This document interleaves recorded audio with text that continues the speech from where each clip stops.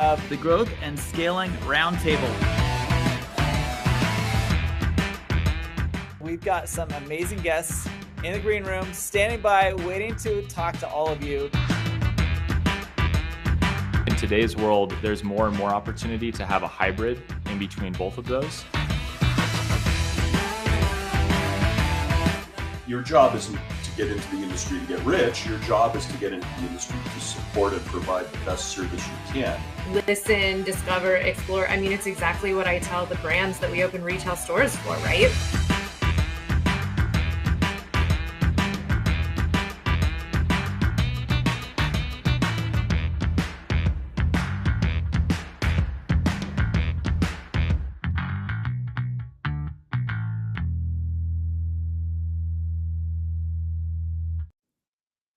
Hey, welcome back to another episode of the Growth and Scaling Roundtable. Today, I am so excited because we're talking about one of my favorite topics, and that is learning to adapt your brand to your ideal client persona.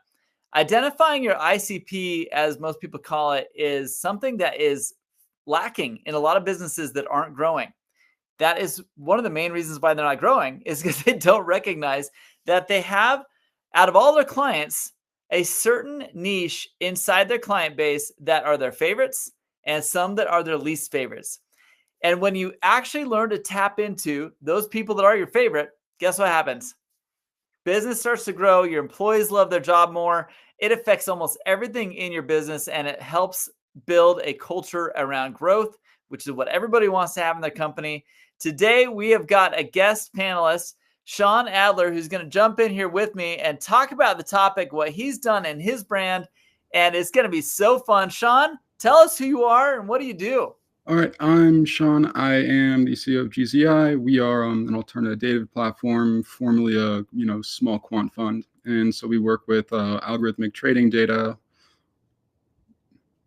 Awesome. Algorithmic trading data. Who doesn't want that? I mean, so I, in all honesty, I feel like most people outside of institutional investments might not.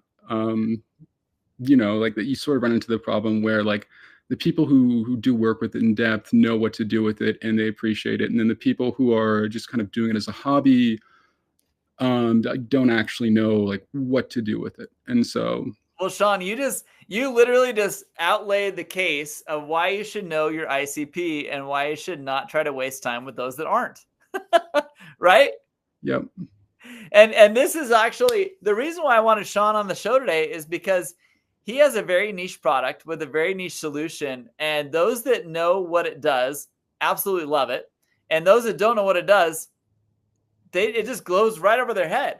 Sean, how did you learn in your business who you need to be talking to make your product work?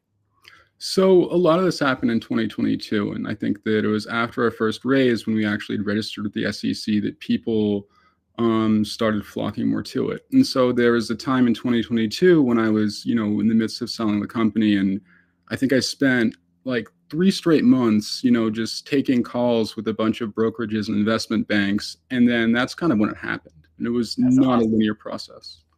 Awesome. And why do you think it clicked to them? I mean, so because of how it scales. So you got to understand that, something that might be making me, like 40 or so % a year is going to make these people, like tens, hundreds of millions, even billions potentially. And so it's more valuable to the larger institutions. I love it. So in layman's terms, help us understand what your product does so we can dive into this conversation. All right, so it's basically algorithmic trading data. And so we started taking the aspects of managing a quant fund and then scaling that into an actual app. And so at this point, the app redistributes the outputs, and we're in the midst of designing a couple of new features in addition to it. I love it. And for those of you who have a fund, those that use it manage funds, this all seems very second nature to you and probably pretty intriguing that it is got a nice algorithm that does this for you. For those that don't, what do they need to know about this, Sean? How does it affect them?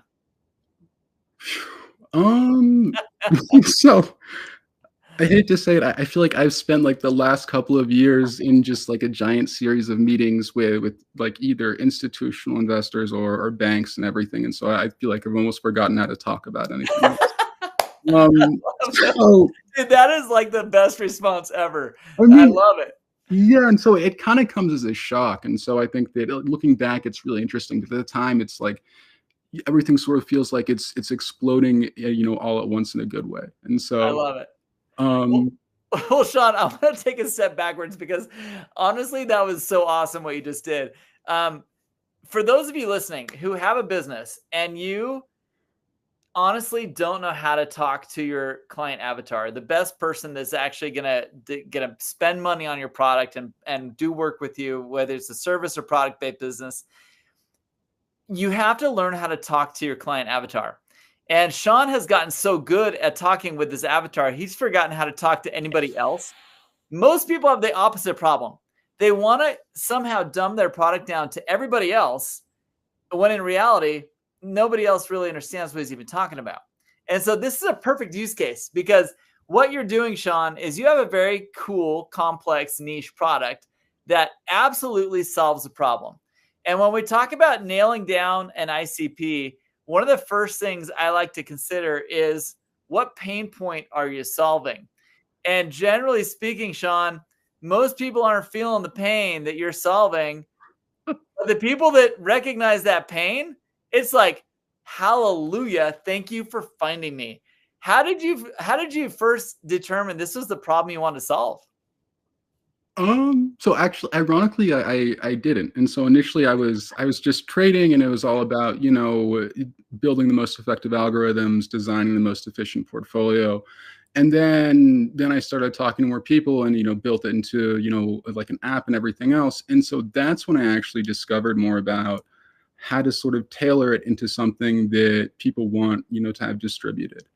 I love it. And yeah, and so also it's like I was also in both the right and the wrong place at the perfect time. And so this like started launching like during the lockdown in 2020. And Right. so, we kind of like when everything opened back up, we like hit the ground at lightning speed.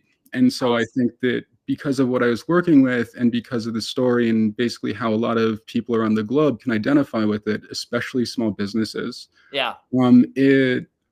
it kind of took off. And so, there's everything with GameStop and, like Dogecoin Right. and everything Right. else. And, because of the things with meme stocks, I think it actually just made it even more marketable. Interesting. So you started to understand though, with all that stuff going on in the environment around you, what problem was easy to solve with your solution, right? And ultimately, who needed to hear about it? Is that fair? Yeah. Okay. So after you know who needs to hear about it and what problem you're actually solving, the next thing I like to hone in on is, do they have the ability to pay me to solve this problem? In other words, is there purchase power there? Like, how did you determine out of all the people, because I know there's a big pool of people that need your product. How did you determine which ones would be the ones willing to actually pay you to solve the problem for them? So at enterprise level, you run into like a lot of large, complex contracts. And so Yeah. oftentimes, like rarely you're going to deal with something smaller than six figures. Right. And so, you may deal with fewer of them, but it's larger when it happens. And it's kind of like an options trade. And so I think that, that's basically what banks do. So you have to Yeah. understand that like they're in the business of selling companies or raising for them or taking them public or, managing public investments, so on and so forth.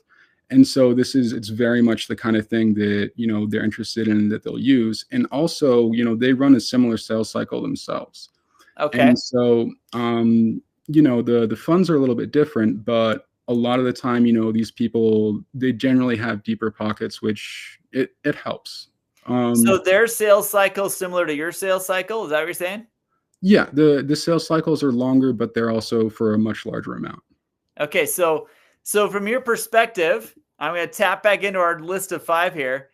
The ease of deliverability was there. Like they understood what you were doing and you understood how they bought. And so you found it easy to identify the fit of how you all plug in together. Basically, yeah. Sean, this is a cool thing. Honestly, I love this because you're literally telling the story of these 5 points of finding your ICP. And this is a big deal because a lot of businesses out there struggle with this. Like, this is a big part of why they don't grow. They're trying to solve a problem for everybody. They sometimes are selling to the wrong audience who can't afford to pay you what that solution is worth. And then on top of that, it's just hard to fulfill for them. You know what I mean? It's hard to fulfill. And you now have taken us through your experience, hitting the first 3 things perfectly. Talk to us about, like, did this all just come naturally, or was someone coaching you along the way with this? Because this sounds like a perfect story. Oh God, no. I mean, I wish it came naturally. And so I think that sort of screwing around with numbers and programming that's really more natural to me. This took a lot of learning, and I think that I actually picked up a number of things sort of when I was raising and just as initially talking to people about it. Right. And so my honest opinion is that the people that you're looking for will eventually be looking for you, and when you find it, it'll just click. And I think that there are aspects of it that are quantitative, like if you're using Sales Navigator, if you're running ads online, but that usually comes after you sort of know who's interested. Exactly. And my honest opinion is just talk to people and then see who appreciates it and who actually enjoys talking about it, and then see who enjoys using it. And gradually it will sort of accumulate. I'm sure that, like a lot of the salespeople know a lot more about building cycles and everything else, but this was basically how we did it. I love it. I love it. No, listen, what you just described is awesome because it does help. It helps in a lot of ways. It helps people kind of identify the fact that, hey, you know what? Sometimes you launch a business thinking you're going to solve one problem, and then ultimately you discover that you're actually really good at solving another, and that you sometimes think you're going to fix this problem for this person, but then it turns out that you're actually better at doing it for someone else. And I'm curious, like when we talk about brand alignment, which a lot of people don't talk about brand alignment, but you mentioned enterprise level solutions. You mentioned that it's easy to apply your algorithm into, like, if you could do it for one person, you could do it for a lot of people all at once, right? Yeah. Like, how did you explain that? Like, what did that conversation sound like when you were trying to align what you do with a huge enterprise level person, which, to be honest, is a little intimidating for people just building a startup? So it's terrifying the first time around. Right? And so if anybody has ever seen the movie Lord of War, there's this scene in the movie where he's making his first arm sale in the hotel room, and he basically says, like the first time you make a sale is a lot like the first time you have sex. You're scared, you don't know what you're doing, and it's over way too quickly. And so maybe this needs to be edited out. The fact of the matter is like that is what your first enterprise sale feels like, because you may have a couple of people on your team, or you may be doing it alone, and right. You're walking up to, like a bank or like some giant institution, and it's totally horrifying initially. Totally. But you gradually sort of develop a feel for it, and you realize that they're not judging, and like they're actually not, really harmful, because they're too busy to be. And they're genuinely looking for ways to make their lives easier. Yeah. Right? I mean, that's we think about that on an individual level all the time. It's like, man, life would be easier if only I could fill in the blank, right? And big businesses are looking for that as well. And Sean, your product is a great example of, you solve this problem for individuals, but you can also take it, plug it in, and all of a sudden it helps a whole network of people. That is something that big institutional investors are looking for. Am I wrong? I mean, so honestly, I think it depends. So they're all a little bit different.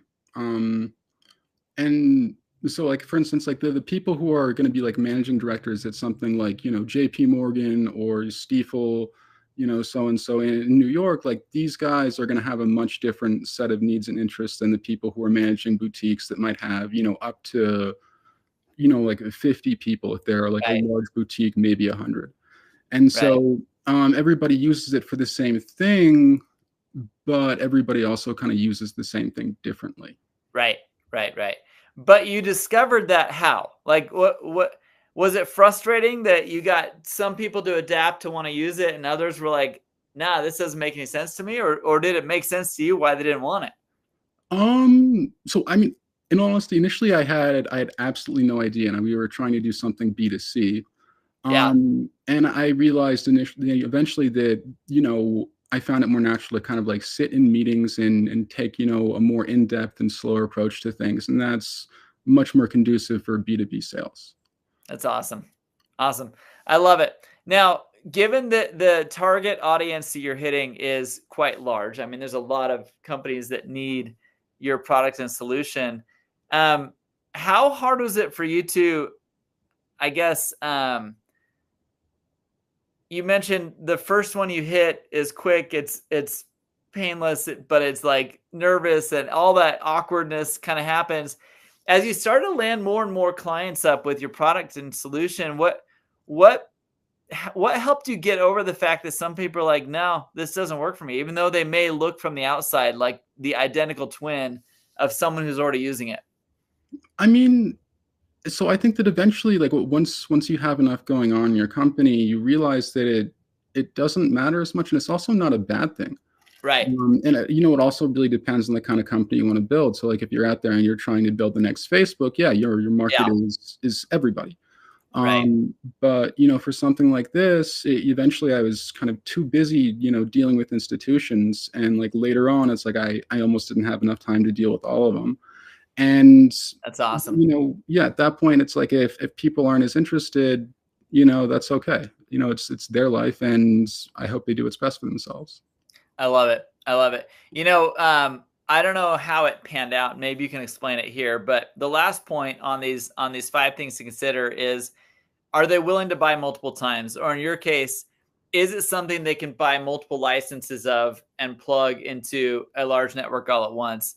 How did you kind of figure out that that's where you wanted to fit? I think it just kind of happened. So, I mean, honestly, I think that the first time we were in due diligence is when I realized it, because, like that's when they wanted to look at trading logs, they wanted to review IP. And that's what made people actually want to use it. I love it. And it did not happen overnight. And I think that it took some time to figure it out. Right. Right. Looking back, was there a moment where you were like, okay, I think I see how we fit the best? Yeah, that was summer of 2022. And I love it.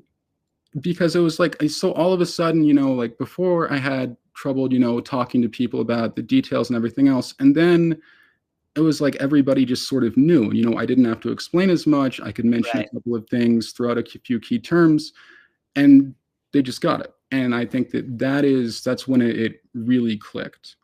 And so in terms of like, repurchasability, like, the stock market's not really going anywhere. Like, everybody's got a retirement account, and it ebbs and flows by nature. And so that makes it useful from, like a reoccurring point of view. I love it. Yeah, especially because, like a lot of these funds are going to have significant turnover. And so if they're not, trading on like a weekly or monthly basis, they might be trading every microsecond, Right. maybe even millions of times a day. Crazy. And yeah, so it kind of helps from a modeling point of view. I love it. This story today, Sean, I absolutely love it because it is it's a very clear representation of what a lot of businesses struggle in doing out there. And that is identifying A, who their best buyers are, B, who's willing to buy multiple times, C, is it easy for you to fulfill the thing? You mentioned your team a few times. How involved was your team in helping you determine, hey, you know what, Sean, we don't like these guys, or hey, Sean, we want more of these guys? Did they ever bring any of those conversations up with you as you were growing? Ooh, Oh my God. So politics in some of these institutions, especially if you work with multiple institutions and you've got Right. a small amount of contracts, are Right. actually kind of insane. And so I think that it's like it's not always possible to make everybody happy, but eventually, um, yeah, like the right people, the right contracts will sort of bring more of it, and then at that Right. point, more people are sort of willing to work in tandem, and it eventually happens. And so, yeah, I think that specifically the institutions we worked with were truly instrumental because they had perspectives of their own, they had their own Right. way of operating, and they also just sort of knew how to take a different angle. And I think that the way the institutions really take an angle are much, much different than, startups. Sure. Sure. So, In what way? Help people understand what's different, because it's easy to say that and say, yeah, yeah. But what was it? What was it to you? I mean, so there's a little bit of culture shock. So Transworld was the first group that we signed on that was selling it in 2022. And if anybody is ever selling a company, I would highly recommend them. They are one of the most ethical professional companies I've ever worked with. That's cool. But they're also enormous. And so like they have, maybe like anywhere from about, you know, locations in 20 to 30 different countries around the globe. And so the way that they're going to run things is a lot different. And, they'll have like a team for, any given function that, a startup would have, one or two people on. And I Right. think that it helps you learn how to streamline it internally as well, because you can talk to them about their process and then you can start building things in a way that scales into a smaller company. Cool. Yeah, no, I totally agree. I'm totally bought in on that. I think that those of you out there though that are identifying the fit for your solution need to consider what Sean did. And that is like, you know, do I want to develop my product and have it be used by someone on a smaller scale and probably a little less integration? Maybe it's a little more kludgy, or do I really want to embed your solution into a bigger product with a bigger provider on more scale? Like, I mean, and was that kind of running through your head? Yeah, and so one of the reasons we initially worked with a lot of institutions is because of how it ebbs and flows from B2B and then from B2B to B2C.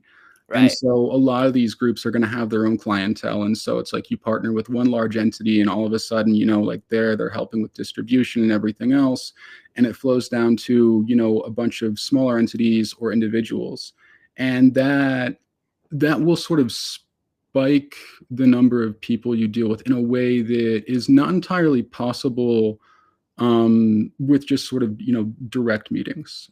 Right. Are these, you mentioned that you started this in 2020. Between 2020, 2022, when things started to really click and you started to kind of identify, okay, this is our client and this is what we're doing for them. What were some of the points in those 2 years where it was like, crud, like, what is happening? Why isn't this clicking the right way? Like, what was it that ultimately did kind of say, okay, here's what we're gonna try? All right. So initially we started more with the trading in 2019, but so I'd say between 2020 and like mid to late 2021, it was sort of a giant question mark. And so my honest opinion is that every time like a company starts growing, there are more question marks, and it's not Yeah. necessarily a bad thing. You're No. just sort of you're getting used to a different way of operating. And so, Yeah. no small companies start off and immediately they're signing contracts with institutions, they're doing media interviews. It doesn't happen that way. But when it does, you still need to, gradually become comfortable with it. And I think Right. that's why some people say that, like being an entrepreneur, it's like having a new job every 2 years. And it's like you're doing the same thing, but you're dealing with a Right. different set of circumstances. Right. You And know, I've kind of coined the term growth readiness, because I think that in 2020, had some of the contracts that you landed in 2022 come along, you may not have been ready to fulfill those things, right? I mean, oh God, no. And so, I mean, so if you told me that I would be doing what I did in 2022 and 2020, I would have been like, that sounds lovely. But you're absolutely crazy. And Yeah, so, I love it. yeah, no, there's no way we could have done it. I don't even think I would have understood any of it in 2020, to be honest. I thought that I understood far more before I actually knew better. Everybody does think that. No, it's crazy because I find this a lot, and this is why I'm kind of probing into this like transition period, because I do believe that for every business out there listening to this and everyone that you probably have worked with, there's an excitement that comes with business launch, and it's like, hey, somebody's paying me for something. This is awesome. And then there's this whole transition period where you go from launch into like, okay, now I've got something that I can plug in, and this will just continue to grow and scale. Yeah. And I've kind of termed this growth readiness, and I don't want to totally rob the show and talk about it, but we built an assessment where it's been so interesting for me to see when people take our growth readiness assessment that there are specific growth blockers that like keep them from, to your point, if I introduce you to a client that you landed in 2023 to yourself in 2020, you just weren't ready to take them on. And so, yeah, talk to me a little bit about like that readiness and what you did to kind of get yourself ready. What I did to get myself ready. I wish I knew. I think that, so when I was younger, I was pretty cavalier about things, and so I was just like, you know what, I don't need to prepare for this. It's happening. Right. Grab life by the horns and right. We all feel like we can do that, right? Yeah, and I think that so there are things you can prepare for, and then there are things that you can't. And I think that when the first the cycle rolls around, like the first large contract or the first time something new happens, whether it's a press outlet or an institutional investor or this, that, and the other thing, that's when you really can begin to gauge readiness, because at that point you actually know directly what you're working with and sort of how you're working with any kind of clientele. And that it's really hard to know specifically what to do, especially if you're a first-time entrepreneur or just getting started. And I think that sort of the first time anything happens is the best way to really kind of gauge it. And the other thing is that the other side will know if it's not necessarily the right time to do something. Right. And so Now there is definitely a series of things that if they're not thought about or not considered, you're just not ready for certain things to happen. And so you don't really know what those are all the time. Our little assessment is designed to hopefully get people to understand that, hey, I'm not thinking about everything. I'm thinking about this, this, and this, but not everything, right? And so it's an interesting game we play. In your case, like most people, it's just trial and error, right? I mean, you kind of like, you pick up a deal, you figure out, oh, crap, I probably should have that thought about for the next time, right? Is that kind of how things went for you? Yeah, I would say it's so early stage entrepreneurship is very much systematic trial and error. And so you have to run around and figure things out. And then once you can do it and you can design some kind of repeatability, like you're talking to, the same kind of company, so on and so forth, from there you can design metrics and, at that point you can start automating or whatever. But I think it's a gradual process. And there's always trial and error, and there's still trial and error when you're a larger company. It's just you know how to handle it and how to operate a lot better. Love it. And I think that does come down to a series of things that are growth blockers. Some are easier to get out of the way than others. And others, sometimes an entire company's direction will pivot based off of which thing hit you in the face, right? Oh man. I have some stories about that. So some of these are actually some of it's actually kind of unreal. And so in retrospect, it's it's kind of funny, but it was the most, oh my God, it was the most aggravating thing at the time. And so Right. 2023 was very much that. And so I don't mean to sound cliche by like quoting Biggie Smalls, but like more money, more problems. And so Right. and it's impossible to understand because so every entrepreneur is generally out to boost growth, to Right. clock revenue, so on and so forth. But the thing is that when it starts happening, you've got like mountains of contracts, and you're looking at like 7-8 figure numbers. Right. The propensity for fraud just skyrockets. And so Right. and so one of the problems in 2023 was that like there was a mixture of real contracts, and there was like a mountain of fraud. And so like we actually wound up like having to talk with like the US embassy in Abu Dhabi, because I know it's completely nuts. And so I'll go into what happened before that, but because I was like, is this real? Like, what's happening? And so Right. like, actually they had to run an investigation. We had this contract that was like half Arabic and then half English, and Oh my like gosh. you look it up and like the names and everything match, but then you realize that they're impersonating. And then by the time I figured it out, like they were like blackmailing me and saying the police can't help you. And so I was literally forwarding these emails to securities regulators while just going completely nuts, because it's like, like and it's just, it really is crazy. And Wow. Wow. so but it's funny in retrospect. I think Yeah. I it's one of those things that kind of happens, and like nobody really knows until it's there. So Right. Right. And I would say that I would dare say that that's probably more common than not, is that you never know what's around the corner next, but generally once you overcome that thing, it's a lot easier to tackle bigger problems, and bigger problems will come. yeah, but everybody learns to deal with them more efficiently. Yeah. Right, right. No doubt about it.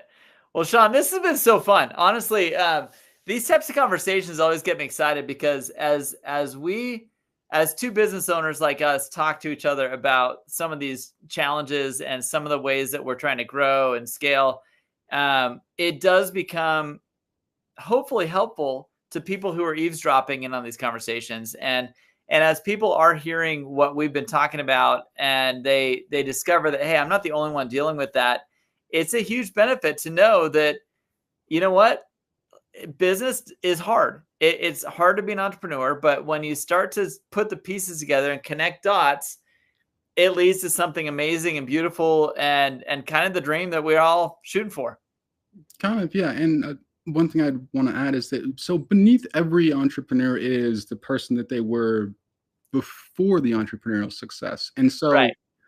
so no matter how successful they become, like there's still going to be like that person deep down inside, and they just kind of, it evolves. But I think that's important to keep in mind, And we because evolve, right? Like the yeah, business evolves, we evolve, the whole thing kind of changes forever. yeah. And it's not an easy process for anybody. I think if you come from like inherited wealth, like it's Right. probably a little bit easier, but at the same time, like it can be grueling at the earlier stages. And I think that if someone's actually going through that, I can almost promise you that a lot of the entrepreneurs at the later stages have probably Right. been there. Right. And so yeah, nature Well, of the beast. Sean, I think just by hearing your story, and I'm guessing that during the conversation and me kind of analyzing what you went through, you're probably going through in your head, like, okay, wait, I should probably do this again sometime soon. Like, identify which pain point are we wanting to solve? Do our clients have the purchasing power to buy it? Is it easy to deliver the product and service that we're doing? Is there brand alignment? And are they willing to pay in bulk or multiple times throughout our engagement? I think every business owner needs to think about this, probably at least annually, if not maybe quarterly. You know what I mean? What Yeah. are your thoughts on that? I would say quarterly. I feel like if you're annually assessing things, Right. it might not be moving quickly You're or gonna be catching smoothly enough. everything. Yeah. Yeah, I Um, agree with you. I agree with you. It's a good exercise. Is this somewhere along the lines of what you've been doing just naturally? Or do you have a process for it? I mean, so Eventually, I kind of developed a process, and that's because I'd been sitting in sort of enough negotiations to get a feel for things and actually understand the timelines. But Right. um, no, I think it was a little more chaotic at the earlier stages, because what I was doing Right. was very, very quantitative. And so, it's Yeah. like Yeah. there were like 1,000 different metrics to gauge for any given thing. And, it was inherently systems based. And changing to sales, um, yeah, Yeah. it's there, but it's a lot different. And I think that creating that kind of certainty took time. I And love it. that process would have been much more helpful in the beginning. I love it. So, Well, for those of you listening, learn more about Sean at gzi.finance. He's got a great product. It may not be for all of you, as we just talked about, but for those who need it, it is amazing. And it does help solve a lot of problems that you might be having with your clients if you're an institutional investment firm or bank or whatever that might be needing this solution. But Sean, you are awesome for coming on and kind of being vulnerable and talking about your process. Thank you so much for doing this today. anytime. It was fun talking with you. No, it's so fun. And for those listening, honestly, it is you are not alone in thinking that you're beating your head against a wall and every once in a while you see a glimmer of hope and you break through and something awesome happens. It does happen. It is hard and it is awesome. But I will say that if you follow these steps or steps similar to this in terms of identifying your ideal client persona, life gets a lot easier when you know who you want to talk to, how to talk to them, where are they hanging out, does your product align with what they really need to have you do? And when it does, it's an easy sale, easy, natural conversation to have. So please, please, please consider your ICP, evaluate it quarterly as Sean does, and just start keeping your company, keeping your business aligned with that solution, and you're going to grow and scale. Sean, anything I missed there? No, I think you explained it better than I could. Well, your story was awesome. Honestly, thank you, Sean, again for being vulnerable. And for the rest of you, if you haven't done so already, make sure you go to growthreadiness.com, take our free assessment. It is absolutely free, and it will help you identify where your growth blockers are in your business. Thanks so much, Sean.